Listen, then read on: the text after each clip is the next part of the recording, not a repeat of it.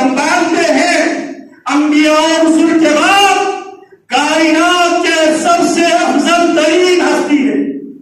انبیاء اور رسول کے بعد کائنات کے سب سے عظیم ترین ہستی سیدنا ابوبکر رضی اللہ تعالی عنہ، امام بخاری رحمہ اللہ کے استاد امام علی بن مدنی رحمہ اللہ فرماتے ہیں لقد نصر اللہ الاسلام، اللہ رب العالمین نے اسلام کی مدد کی ہے بأبی بکر الصدیق یوم الردہ وبأحمد بن حنبل یوم المحنہ، اللہ نے اسلام کی مدد کی ہے ابو بکر صدیق رضی اللہ عنہ کی صورت میں جب لوگ مرتد ہو رہے تھے، احمد بن حنبل کی صورت میں جب لوگ فتنہ خلق القرآن میں مبتلا ہو رہے تھے، یہ ابو بکر رضی اللہ تعالی عنہ جب دیکھتے ہیں لوگ پیارے پیغمبر کی جدائی میں پریشان ہے، آزمائش سے دوچار ہے، اس موقع پر اصحاب رسول اللہ کو تسلی دیتے ہوئے خود احجاز فرماتے ہیں الا انه من كان يعبد محمدا فان محمدا قد مات ومن كان يعبد الله فان الله حي لا يموت، یہ الحي الا انه من كان يعبد محمدا، سن لو جو محمد رسول اللہ کی عبادت کیا کرتا تھا اسے معلوم ہونا چاہیے اس کے معبود دنیا سے جا چکا ہے، ومن كان يعبد الله، جو محمد رسول اللہ کی تعلیم تربیت کی روشنی میں پیارے پیغمبر علیہ السلام کی سیرت اگر مختصر ترین الفاظ میں اگر بیان کیا جائے وہ یہ آپ نے مخلوق کو مخلوق سے توڑ کر خالق سے جوڑا۔ پیارے پیغمبر کی زندگی کا خلاصہ کیا ہے؟ آپ نے مخلوق کو مخلوق سے توڑ کر خالق سے جوڑا ہے، یہی مسلمانوں کے فرض منصبی ہے۔ اسی لیے ربیع بن عامر جب جہادی پرچم لہراتے ہوئے عربستان سے نکل کر فارس کے سرزمین پہ جب مسلمانوں کی قیادت کرتے ہوئے اسلامی پرچم لہراتے ہوئے جب وہاں پہ پہنچے ان کے سامنے یہ سوال رکھا گیا،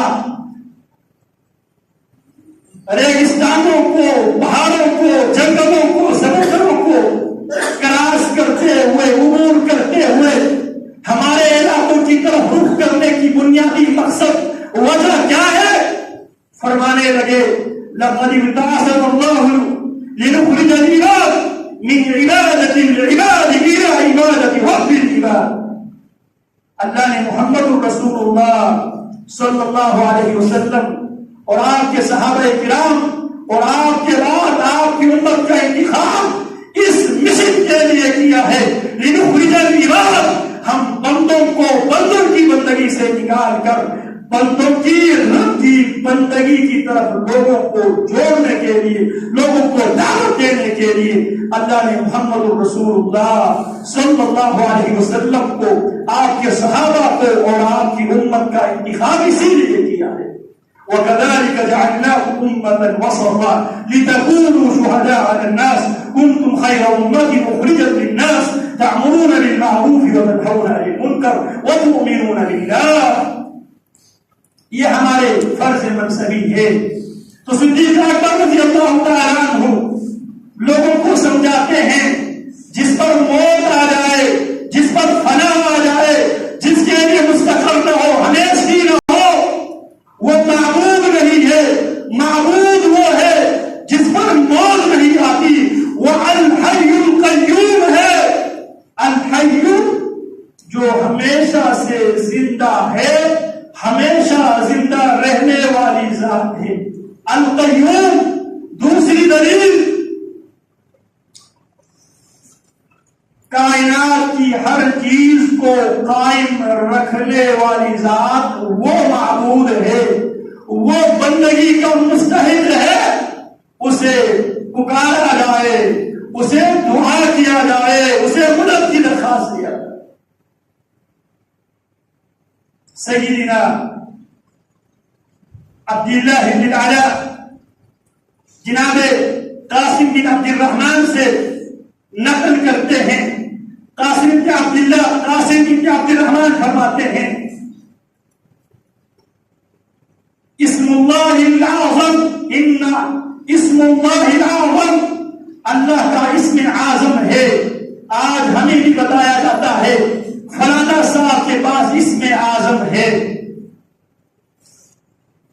قاسم بن عبد الرحمن فرماتے ہیں ان اسم اللہ العظم الذي اذا دعي به اجاب.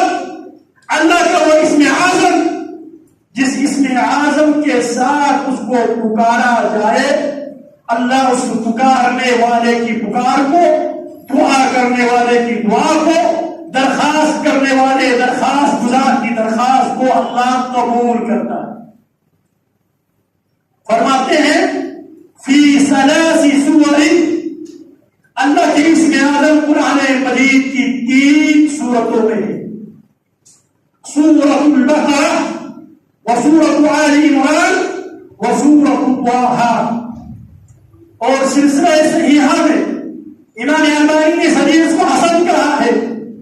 قاسم بن عبد الرحمن فرماتے ہیں التمست میرے اسم اعظم کو تلاش کرنے کے لیے، اسم اعظم کو حاصل کرنے کے لیے اللہ کا وہ اسم اعظم اذا دعی به اجاب.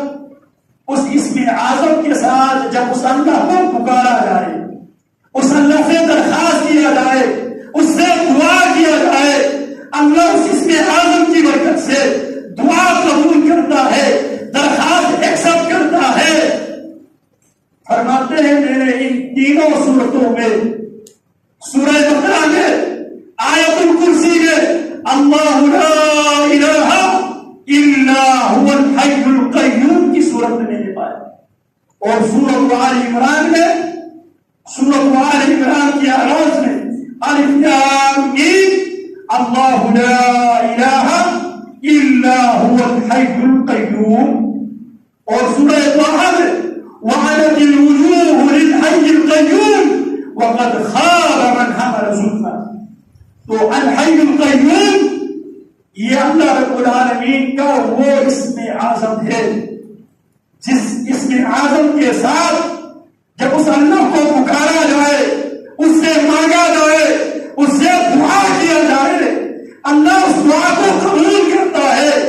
اسی لیے رسول اللہ صلی اللہ علیہ وسلم صبح شام کے اذکار میں یہ دعا پڑھ لیا کرتے تھے یا حی یا قیوم برحمتک استغیث اصلح لی شأنی کلہ ولا تکلنی الی نفسی طرفۃ عین. میری کوشش ہوگی میں آپ کو بار بار ان دعاؤں کی طرف توجہ دوں گا جو دعا صبح شام کی اذکار کی صورت میں ہم پڑھتے ہیں، جو دعا نماز کے اندر ہم پڑھتے ہیں، جو دعا نماز کے بعد کی مسنون اذکار کی صورت میں ہم پڑھ لیتے ہیں. آپ بھی ان دعاؤں کو یاد کر کے ان دعاؤں کو پڑھنے کی کوشش کریں. رسول اللہ صلی اللہ علیہ وسلم فرماتے ہیں اذا آویت الی فراشک، جب آپ بستر پہ سونے لگ جائے فقرأ آیت الکرسی، سوتے وقت آیت الکرسی پڑھ لیا کرو. کیا فائدہ ہوگا؟ فإنه لن يزال معك من اللہ حافظ. پیارے پیغمبر زبان نبوت سے گارنٹی دیتے ہیں، ہم پیارے پیغمبر کی زبان پہ اعتماد نہیں کرتے. پیارے پیغمبر کیا فرماتے ہیں؟ جب بھی سونے کے لیے بستر پہ لیٹ جائے، سونے سے پہلے آیت الکرسی پڑھ لیا کرو. کیا فائدہ ہوگا؟ فإنه لن يزال معك من اللہ تعالی حافظ. آیت الکرسی پڑھ کے تم سو جایا کرو. اللہ کی طرف سے تیری حفاظت کے لیے ایک محافظ مقرر کیا جاتا ہے. جب وہ محافظ مقرر ہوتا ہے فائدہ کیا ہوگا؟ لا یقربک شیطان، شیطان تیرا قریب نہیں آ سکتا. کب تک؟ حتی تصبح، جب تک تو صبح نہیں. اسی طرح بہت سے دوست احباب نماز کے